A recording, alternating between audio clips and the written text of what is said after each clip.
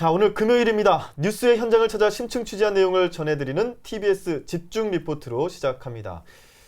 행복주택 들어보셨죠? 사회초년생이나 신혼부부를 위해 만들어진 공공임대주택입니다.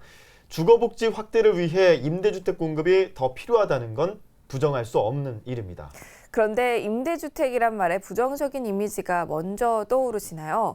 대다수의 행복주택 계획 지역에서 주민들이 반대하는 이유도 아마 이 때문이 아닐까 싶은데요. 오늘 TBS 집중 리포트에서는 행복주택에 대한 엇갈린 시선과 문제점 해결을 위해 무엇이 필요한지 짚어보겠습니다. 행복주택, 대학생, 신혼부부, 사회초년생 등을 위해 직장과 학교가 가까운 곳이나 대중교통 이용이 편리한 곳에 짓는 공공임대주택입니다.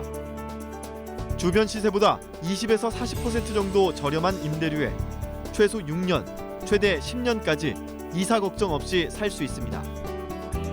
지난해 서울엔 847가구의 행복주택이 공급됐습니다. 강동 강일지구 행복주택. 지난해 10월 입주를 시작한 서울의 첫 행복주택입니다.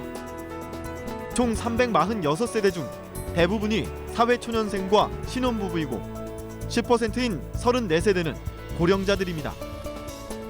단지 내에는 놀이터와 작은 도서관, 어린이집, 경로당이 마련돼 있습니다.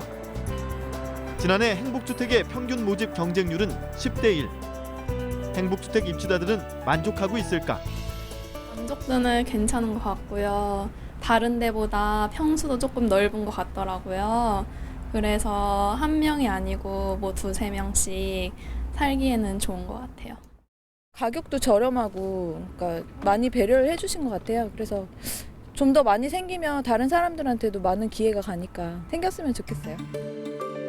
수요와 만족도가 높은 행복주택이지만 사업 진행은 더디기만 합니다. 노원구 공릉동의 행복주택 예정부지. 지난 2013년 국토교통부는 경춘선 폐선 부지인 이곳을 활용해 행복주택 100가구를 짓기로 했지만 첫 삽조차 뜨지 못하고 있습니다. 지역 주민들의 반대 때문입니다. 주민들은 공사를 저지하기 위해서 초소까지 짓고 밤낮으로 보초를 서고 있습니다. 한 번에 한 10명이나 5명씩 교대로 이렇게 나와서 지키고 있고 공사업체에서 나왔을 때는 얼른 전화로 연락망을 하면은 또 수십 명 나오셔갖고 같이 그렇게 맡고 있죠. 강남구 수서동 행복주택도 사정은 마찬가지. 서울시는 수서역 공영주차장터에 행복주택 44가구를 짓기로 했지만 인근 주민들의 반대가 극심합니다. 지난 2월엔 강남구민 4만 3천 명의 반대 서명부가 서울시에 제출되기도 했습니다. 10몇만 명이 오고 가는 서울시 관문에 여러 사람이 쉴 수 있는 그런 공간을 만들어주고 또 환승장을 만들어줘야 되는 거지. 거기서 어떻게 행복주택을 짓는다 하는. 지난해에는 목동지구가 주민 반대로 취소된 바 있습니다. 행복주택이 지역에 부정적인 이미지를 심어주고 이로 인해 지역이 낙후되는 결과를 초래한다는 것이 반대 지역의 공통된 의견입니다. 행복주택 공급 계획이 발표될 때마다 해당 지역 주민들의 반대의 목소리가 사업의 발목을 잡고 있는 상황인데요. 때문에 수요와 공급의 불균형은 더욱 심화되고 있습니다. 이 문제점 어떻게 해결할 수 있을까요? 해결 방안을 들어보겠습니다.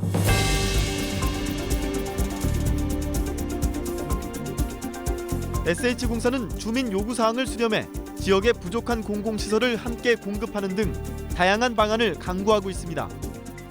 그중에서도 인식 전환을 위한 노력이 우선 과제입니다. 시민 대다수가 실제로 행복주택을 필요로 한다는 사회적 공감대에 대한 확인이 필요합니다. 이를 위해 SH공사에서는 대대적인 설문조사를 진행 중에 있습니다. 또한 최근의 신문 보도와 같이 행복주택이 주변 집값에 긍정적인 영향을 미칠 수 있다는 객관적인 자료를 통해 주민을 이해시키는 등의 저층주거지 한가운데 들어선 삼전지구 행복주택입니다. 지난 10월 문을 열었는데 인근 집값의 변동이 없다는 게 주변 부동산의 분석입니다. 행복주택 온 사람들이 무슨 거지고 뭐 그런 사람들이 아니잖아요. 사실 그 사람들도 어떻게 보면 행운을 얻어서 온 사람들이요. 빵빵한 직장도 있는 사람도 있는데 그 사람들이 무슨 삶의 질이 낮아져요. 그런 거는 절대 이런 영향 없습니다. 지난해 서울에서 주민 반대로 사업이 취소되거나 지연되고 있는 행복주택은 3,400여 가구. 올해 모집을 앞두고 있는 서울의 행복주택이 1,200가구 수준인 것을 감안하면 적은 양이 아닙니다. 계속 비슷한 추세로 이어질 경우 행복주택 공급은 당초 예상보다 축소될 수밖에 없습니다. 주민들이 임대주택에 대해서는 거의 무조건적인 반대를 하고 있는 상황이고요. 그래서 임대주택을 기존의 저소득층만 또는 노인층만 모여있는 임대주택으로 개발한다면은 앞으로도 계속 반발이 생길 것 같습니다. 그래서 이번에 나타난 행복주택처럼 좀 더 기존의 임대주택을 벗어난 그리고 주변 지가에 긍정적 요소까지 줄 수 있는 그런 용도를 복합적으로 하는 것들이 필요해 보입니다. 주거 안에 허덕이고 있는 젊은이들에게 희망의 디딤돌이 되고자 마련된 행복주택. 지역사회의 반대가 걸림돌이 되고 있는 지금 인식 개선을 위한 제도적 노력이 필요해 보입니다. TBS 박철미입니다. 네, 행복주택의 현주소를 살펴봤습니다. 행복주택은 기존 임대주택과는 큰 차이가 있는데요. 기존 임대주택은 도시 외곽에 짓는 경우가 많은데 행복주택은 도심권, 역세권 등 유동인구가 상대적으로 많은 소위 노른자 땅에 지어집니다. 3월 말에 입주자 모집 공고를 낼 예정인 가좌역 행복주택의 경우 철로 위에 지어지고 역과 바로 연결되어 있어 역세권을 뛰어넘는 초역세권이라고 말할 수 있습니다. 입지 조건이 매우 좋은 곳에 지어지는 임대주택인 셈인데요.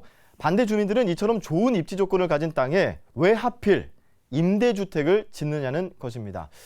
행복주택 반대 주민들은 공원이나 주민 편의시설을 지어달라고 강하게 주장하고 있습니다. 또 기존의 주거지역과 인접해 있는 것도 갈등 요인 중 하나입니다. 태생적으로 갈등의 소지가 있는 것이죠. 부지 선정에 더욱 신중할 필요가 있는 건데요. 전문가들은 행복주택이 기존 사업과 다른 성격을 지닌 만큼 다른 방식의 사업 접근이 필요하다고 조언합니다. 주변에 필요한 커뮤니티 시설이라든가 복합 시설을 제공하는 긍정적 측면이 상당히 많습니다. 이런 점들이 좀 더 홍보가 잘 돼야 될 것이고, 그리고 이 자체의 계획이 아니고 그 지역의 어떤 계획들이 존재하고 있습니다. 그 지역 계획하고 통합시켜서 계획을 좀 수립해 나가면서 그 과정에서 주민 의견을 수렴한다면은 홍보도 되고 사업 진행도 좀 원활해질 것 같습니다. 네, 행복주택 사업마다 잡음이 빗발치는 가장 큰 이유는 임대주택에 대한 인식이 안 좋기 때문입니다. 이를 해결할 수 있는 방법이 현재까지 주민 설득밖에 없는 안타까운 상황인데요. 앞서 행복주택 인근 공인중개사로부터 행복주택이 주변 집값에 어떤 영향도 주지 않더라라는 얘기를 들은 바 있죠. 그런데 이것 역시 주관적인 해석일 뿐입니다. 행복주택에 대한 인식 개선을 위한 객관적인 지표가 아직까지 나오지 않았습니다. 이것이 필요해 보이지만 이를 위한 통계나 연구조차 나온 바 없는 실정인데요. 행복주택이 주민들에게 환영받는 시설이 된다면 주민들의 반대란 있을 수 없겠죠. 정부의 적극적인 전략 마련이 필요한 대목입니다. TBS 집중 리포트였습니다.